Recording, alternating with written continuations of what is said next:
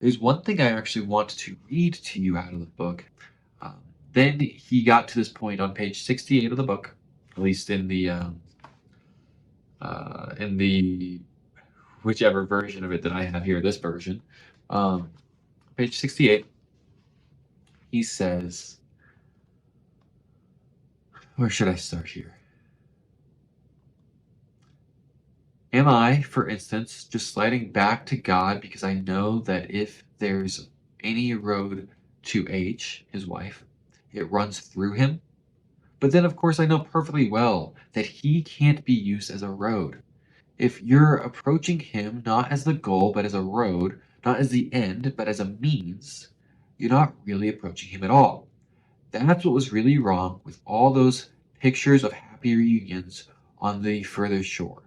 Let me pause there for a moment. He's referring to something he had been complaining about earlier in the book, which is the mental image, the picture that people make of what heaven looks like.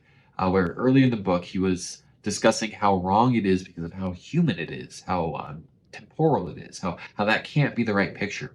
But here he's picking up on that and he's saying, oh, the picture of the reunion that we get in heaven, it's not wrong. Um, it's not wrong simply for those reasons. So he says that's what was really wrong with all those popular pictures of happy reunions on the further shore.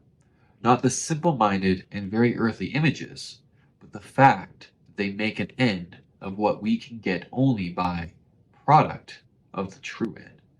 So, what he's saying here is that yes, it is reasonable that we will see our loved ones, those who accepted Christ, in eternity. But that's not the point. And when you make that the point, you lose the actual point. When he says you make that the end rather than the true end, and then you make the true end a means to get to that end. Because the true end is not to be reunited with your loved ones, but to be united with the Lord.